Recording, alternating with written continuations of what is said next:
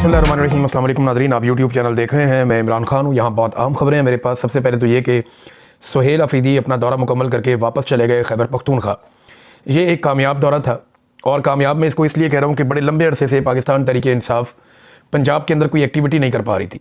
पहली मरतबा हमने हिलजुल देखी, पहली मरतबा हमने देखा, लेकिन इससे पहले देखें सनम जावेद कुछ रैलीज़ निकालती रही हैं, रावलपिंडी में एक्टिविटीज़ होती रही हैं, लेकिन ज़्यादातर चीज़ें हुई हैं 26 नवंबर से पहले 26 नवंबर के बाद बिल्कुल एक सूरत बदल गई थी और गुज़िश्ता एक साल से एक अजीबोगरीब पंजाब के अंदर जुल्म बर्बरियत का बाजार गर्म था। लोगों को निकलने नहीं दिया जा रहा था। लोग निकलते थे, कोशिश करते थे, आज़ादी रज़ाकार हैं वो भी निकलते रहे हैं, लेकिन इस बड़े पैमाने पर इस तरह खुलकर लोग सामने नहीं आए। पाकिस्तान के झंडे उठाकर, पाकिस्तान तहरीक इंसाफ के झंडे उठाकर, और सुहेल अफरीदी ने यह हौसला किया और उन्होंने एक बड़ा बोल्ड डिसीजन लिया और पंजाब के फस्तायत ज़दा जो माहौल है उसमें जमूत को तोड़ा उन्होंने। फिर वापसी पे अल्लामा इकबाल के मज़ार पे भी गए। बहुत सारी एक्टिविटीज़ हैं। इतनी जल्दी इतनी सारी एक्टिविटीज़ करना ये एक स्टूडेंट लीडर का ही काम हो सकता है जो फुल ऑफ एनर्जी हो, सुबह से लेकर शाम तक और रात तक वो एक्टिविटीज़ करे। और इन्होंने बड़ी मेहनत की है नौजवानों ने। ये नौजवान शाबाश के मुस्तहिक हैं। पाकिस्तान में जब भी जमहूरियत की तारीख लिखी जाएगी तो ये ज़रूर लिखा जाएगा कि एक ऐसे डिक्टेटर के दौर में जिसने सारी सियासी जमातों पर कब्ज़ा कर लिया था, जिसने पूरे निज़ाम को जकड़ लिया था, उस वक्त एक नौजवानों का छोटा सा गिरोह खैबर पख्तूनख्वा से उठा और वो पंजाब पहुंचा और उसने पंजाब की आवाम को और लोगों को झंझोड़ा। ये सरगोदा भी गए, नईम हैदर पंजूता साहब की रिहाइशगाह पे भी गए, वहाँ पे भी लोगों से मुलाकात की। तो लाहौर के बाद सरगोदा में भी इनको बड़ा वालिहाना इस्तकबाल मिला। मैं ये समझता हूँ कि जो एक कामयाबी हो सकती है पॉलिटिकल मूवमेंट को आगे बढ़ाने की, वो सुहेल अफरीदी ने और उनके साथियों ने हासिल की है और इमरान खान साहब की चॉइस को अब तक जो है वो दुरुस्त साबित किया है। सरगोदा में ये जुनेद जहांगीर नामी नौजवान के घर में भी गए। ये जो जुनेद जहांगीर है या एक सैयद सलमान रज़ा साहब है, ये दो लोग यूएई में रहते थे, सोशल मीडिया एक्टिविस्ट हैं। इन दोनों को यूएई की हुकूमत ने कैद में डाल दिया, उनके इदारों ने कैद में डाल दिया। इनका अब तक कुछ पता नहीं है। तो उनके हवाले से एहतजाज करने के लिए गए, वहाँ जाके उनकी फैमिली से मिले। मेरे ख्याल में सुहेल अफरीदी साहब को यूएई की हुकूमत से भी रब्ता करना चाहिए, उनके सफ़ीर से मिलना चाहिए और उनसे दरख्वास्त करनी चाहिए कि जी अगर कोई जुर्म है तो आप उन्हें डिपोर्ट कर दें, पाकिस्तान भिजवा दें, या उनका इतनी लंबी सज़ा हो गई है उनको आज़ाद किया जाए। काफ़ी अरसा हो गया ये नौजवान कैद के अंदर है, तो उनके लिए कोशिश की जाए। और मेरा नहीं ख्याल कि वहाँ पे क्योंकि बादशाह है, अगर आप बात करेंगे तो कोई रास्ता निकल आएगा, नौजवानों को छोड़ा भी जा सकता है। पाकिस्तान में तो हालात आपके सामने है। नाज़रीन, सुहेल अफरीदी की जो एक्टिविटी है इसने बड़े बड़ों को फ्रस्ट्रेट कर दिया। बहुत सारे लोग जो है वो अब उनका दौरा मुकम्मल होने के बाद मंजर आम पर आए। जब तक वो दौरा कर रहे थे तब तक कोई निकल के बोला नहीं, किसी ने बात नहीं की। और अब एमल वली खान ने पेशावर के अंदर स्टेटमेंट दिया, बड़ा इंटरेस्टिंग है। ये स्टेटमेंट मैं आपके सामने रखता हूँ एमल वली खान का। और एमल वली खान ने, क्योंकि देखें ना, जब भी कभी ये पॉलिटिकल पार्टीज़ अपने आप को अकेला महसूस करती हैं या इन्हें लगता है कि लोग इनसे दूर हो रहे हैं, पाकिस्तान की आवाम इनसे प्यार नहीं करती, तो ये फौरी तौर पे इनकलाबी बन जाते हैं। यानी एक ढोंग रचाते हैं कि हम इनकलाबी हैं। ये ढोंग रचाते हैं जनाब हम तो बड़े जमहूरियत पसंद है।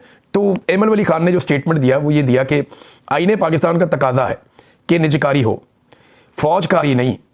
फ़ौज जिस काम के लिए बनी है इसके अलावा हर काम फ़ौज ने किया है। लेकिन वो ये कह रहे हैं कि ये इदारे फ़ौज तो कब्जा ना करें इनके ऊपर, फ़ौज तो इनको ना चलाए। खाद फ़ौज बनाती है, बैंक फ़ौज बनाती है, सड़कें फ़ौज बनाती है, दूध फ़ौज का है, बेशुमार और कारोबार है वो फ़ौज की है, सीमेंट फ़ौज का है, अब रेजिडेंशियल सोसाइटियाँ फ़ौज की है, रियल स्टेट के बिज़नेस में फ़ौज पूरी तरह इन्वॉल्व है, शादी हाल फ़ौज के हैं, बेशुमार कारोबार है, बेशुमार कारोबार है। बहुत सारे कॉर्नफ्लेक्स तक बनाते हैं, दलिया बनाते हैं, बेशुमार चीज़ें। तो इन्होंने कहा जी कि फ़ौज जिस काम के लिए बनी है इसके अलावा हर काम किया है। हम आपके जंगी कारोबार से बेजार हो चुके हैं। एक तरफ हमें मारा जाता है, दूसरी तरफ बदनाम करते हैं। अगर आपने रियासत को ठीक करना है तो ट्रुथ कमीशन बनाया जाए, ये एमल वली खान ने कहा। इंटरेस्टिंग बात यह है कि बीबीसी ने भी तायद की थी इस बात की कि फ़ौजी फाउंडेशन लगभग 5.90 यानी आप समझ लेंगे 6 अरब डॉलर के साथ मुल्क का सबसे बड़ा कारोबारी ग्रुप है। यानी पाकिस्तान के जितने भी कारोबारी ग्रुप हैं उन सबसे बड़ा फ़ौजी फाउंडेशन है। सबसे ज़्यादा पैसा इनके पास है, लगभग 6 अरब डॉलर है इनके पास। इस फाउंडेशन के तहत 30 से ज़ायद सनती यूनिट्स काम कर रहे हैं। इदारा जो है वो खुराक के हवाले से काम करता है, बिजली की पैदावार करता है, एलपीजी की मार्केटिंग और तकसीम करता है, सिक्योरिटी सर्विसेज के शोबों में भी बहुत काम करता है। तो ये बीबीसी की रिपोर्ट है। बहुत सारे काम हैं जो पाकिस्तान की फ़ौज के जो झेली इदारे हैं, जो कारोबारी इदारे हैं, वो काम करते हैं। और जो काम करने वाला है ना, देखें हमारे पास एक फील्ड मार्शल है, लेकिन इसके बावजूद हम 1 इंच ज़मीन का भी कब्ज़ा नहीं छुड़वा सके। फील्ड मार्शल है हमारे पास, इंडिया के पास फील्ड मार्शल नहीं है, लेकिन इसके बावजूद हम इंडिया से 1 इंच ज़मीन का कब्ज़ा भी नहीं छुड़वा सके। कश्मीर की एक भी चौकी हम इंडियन फौज से अभी तक वापस नहीं ले सके। क्या किसी एक दरिया का पानी भी भारत से हम वागुजार करवा पाए हैं? देखिए, अभी एक नई खबर आई है, वो ये है कि भारत ने आबी जारहियत बरकरार रखते हुए पाकिस्तान के पानियों के ऊपर कब्जा करने का मंसूबा आगे बढ़ा दिया। अब दरियाए चनाब के ऊपर भारत ने 260 मेगावाट का नया प्रोजेक्ट लगाने की मंजूरी दे दी है और पाकिस्तान की जानिब से कुछ नहीं किया गया। इससे पहले इसी दरिया पर 2007 से भारत ने एक मंसूबा लगा रखा है 390 मेगावाट का।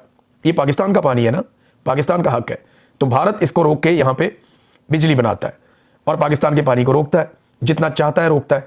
सिंध ताश का मुआहदा उसने ख़त्म कर दिया है एक तरफा तौर पे, आबी जारहियत कर रहा है, हमारे साथ डाटा शेयरिंग नहीं कर रहा और नए से नए डैम्स और प्रोजेक्ट्स बिजली बनाने के वो लगा रहा है और हमारे दरियाओं के ऊपर लगा रहा है।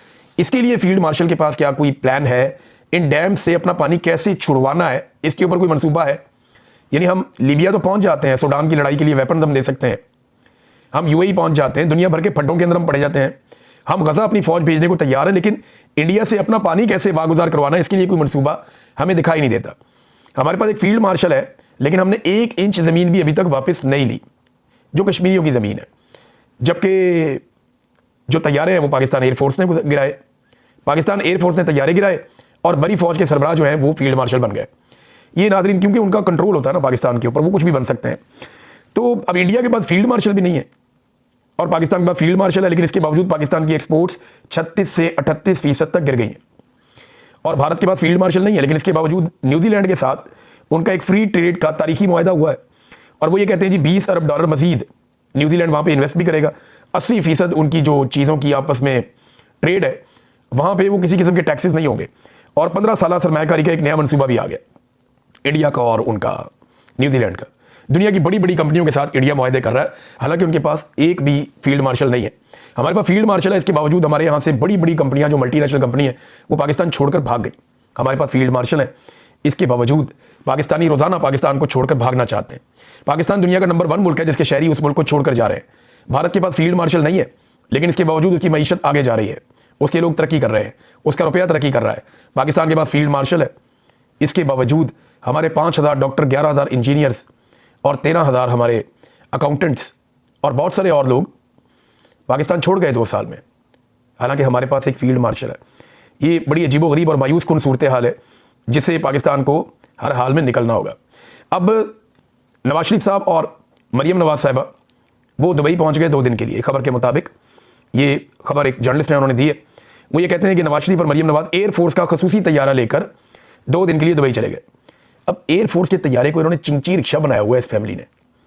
यानी किस कैपेसिटी में एक सूबे की वज़ीर आला अपने वालिद को लेकर एयरफोर्स का खसूसी तैयारा लेकर एक और मुल्क की सैर करने चले गए? क्या कैपेसिटी में, किस कैपेसिटी में?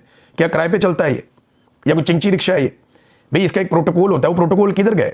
ये कैसे इस्तेमाल कर सकते हैं? एक सूबे का वज़ीर आला वो कंटोनमेंट में एक घर में जाना चाहता है मिलने के लिए और उसको छावनी में दाखिल होने की इजाज़त नहीं दी गई, उसके साथ ये फड्डा डाला हुआ है। एक और सूबे की वज़ीर आला है, उसको एयरफोर्स का खसूसी तैयारा दिया हुआ है कि ले जाओ, जहाँ दिल करता है घूमो फिरो, इंजॉय करो। वो अपने बाप को लेकर निकल गई। ये अजीबोगरीब कहानियाँ हैं। वो अपने वालिद को सैरें करवा रही है और वो दूसरा जो है वो अपने बाप की गेम उठा रहा है। वो बिलावल जरदारी साहब का स्टेटमेंट आप देखें ना, कितना इंटरेस्टिंग है। बिलावल जरदारी ने दावा किया कि सदर जरदारी ने चीन से वो तैयारे मंगवाए थे जिन्होंने भारतीय तैयारे गिराए हैं। ये जो दावा है ये सरासर झूठ है और हकायक के मुनाफी है।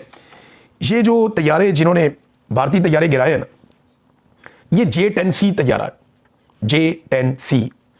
ये तैयारा 2020 में पाकिस्तान ने फैसला किया। 2019 में पाकिस्तान इंडिया की लड़ाई हुई, पाकिस्तान को बाद में खदशा था, कोविड जब खत्म हो रहा था, कि इंडिया दोबारा पंगा करेगा, तो दिसंबर 2020 में पाकिस्तान ने फैसला किया, 2020 में फैसला किया और 2021 में ये डील जो है दिसंबर में मुकम्मल हुई इमरान खान साहब के दौर में। और 2022 में 4 मार्च को जहाज़ों का जो पहला बैच है वो पाकिस्तान पहुँच गया। और ना सिर्फ ये जहाज़ आए, बल्कि जिन मिसाइल्स के साथ पाकिस्तान ने इंडियन जहाज़ तबाह किए वो इन्हीं जहाज़ों पे लगे हुए थे ना, J-10C के ऊपर। PL-15 आपने बड़ा नाम सुना होगा इनका, PL-15। ये बियॉन्ड विजुअल रेंज मारते हैं, बहुत दूर जाके, मीलों दूर जाके, 100-100, 150 मील दूर जाके ये अपने हदफ को निशाना बनाते हैं। तो ये जो PL-15 और PL-10 मिसाइल्स हैं, ये भी इमरान खान साहब ने सौदा किया था और उन्हीं के दौर में ये मिसाइल भी पाकिस्तान को दिए गए थे। लिहाजा ये सारा जरदारी के खाते डाल दिया। वो अपने वालिद को बेच रहे हैं, ये अपने बाप को बेच रहे हैं। मेरी समझ से बाहर है। और अवाम जो है वो इन दोनों का सौदा खरीदने के लिए तैयार नहीं। अवाम इनकी बात सुनने के लिए भी तैयार नहीं है। और सूबे की हालत इन्होंने ये की हुई है, कराची के बारे में मैं क्या बात करूँ या सिंध के बारे में। आप रावलपिंडी की सिर्फ एक मिसाल ले लें कि गुज़िश्ता अब यानी 24 घंटों के अंदर एक डाटा आया कि 24 घंटों में रावलपिंडी में डकैती की, राजनी की और गाड़ियां और मोटरसाइकिलें चुराने की 61 वारदातें रिपोर्ट हो गई। 61 वारदातें 24 घंटे के अंदर रावलपिंडी में एक शहर में रिपोर्ट हो गई। ये जनाब सूरत हाल, 61 वारदातें 24 घंटे में, ये वो हैं जो रिपोर्ट हुई। बेशुमार तो रिपोर्ट ही नहीं होती। यानी हमारे यहाँ पे एक आम तासुर ये है कि हर 3 में से 1 मुकदमा रिपोर्ट होता है और 2 रिपोर्ट ही नहीं होते। अगर इस हिसाब से हम देखें तो लगभग ये जो 61 नहीं, ये 150 से 200 के करीब वारदातें हुई होंगी, लेकिन 61 ऐसी हैं जो रिपोर्ट हुई और ये मीडिया के ऊपर भी रिपोर्ट हो गई हैं। नाज़रीन, पैरा फोर्स बनाई हुई है इन्होंने, एक गरीबों की रेडियाँ उल्टा रहे हैं। यानी जहाँ ये देखते हैं गरीब आदमी का फ्रूट है, जाते हैं। ऐसी संगदिली है, मुझे समझ नहीं आती, क्या मरियम नवाज को इस बात का पता नहीं है? किसी ज़हनी मरीज़ को भी इस बात का पता होता है कि एक गरीब की सारी ज़िंदगी का दारोमदार वो रेडी वाला जो है उस रेडी के ऊपर है। उसके ऊपर उसके अगर अमरूद पड़े हुए हैं, केले पड़े हुए हैं, उसके अंदर कोई माल्टे होंगे, कोई और इस मौसम का जो फल है, जो कुछ भी है, वो बेचारा रख के बेच रहा है। ये जाते हैं, जाके रेडी को एक तरफ से पकड़ते हैं और 2 टायर उसके उठा देते हैं। वो रेडी के ऊपर से सारा फल ज़मीन पे गिर जाता है। उसके ऊपर चलते हैं बूटों के साथ, फल को तबाह कर देते हैं। वो आप एक रेडी नहीं तबाह करते, एक गरीब आदमी की ज़िंदगी बर्बाद कर देते हैं। उसके बाद पता नहीं कि उसे कर्जा देगा नहीं देगा, वो रेडी बेचारा दोबारा कैसे खरीद सकता है, वो कहाँ जाएगा, किससे मांगेगा? क्या उस गरीब के लिए आपने कोई दूसरा रास्ता निकाला? नहीं निकाला ना। अब ये एक वीडियो मैंने देखी, मुझे बहुत तकलीफ हुई है कि ये पैरा फोर्स के खौफ से जब ये आते हैं ना पैरा फोर्स वाले, तो ये भागते हैं। रेडी वाले, पैरा वाले आते हैं, रेडी वाले भागते हैं, अपनी रेडियाँ लेकर भागते हैं। वो एक बेचारा गरीब रेडी वाला नौजवान था। अब वो बंदा जो है, उसकी 7 बेटियाँ हैं, उसकी माँ बता रही थी। रेडी वाला बंदा था, गरीब आदमी था,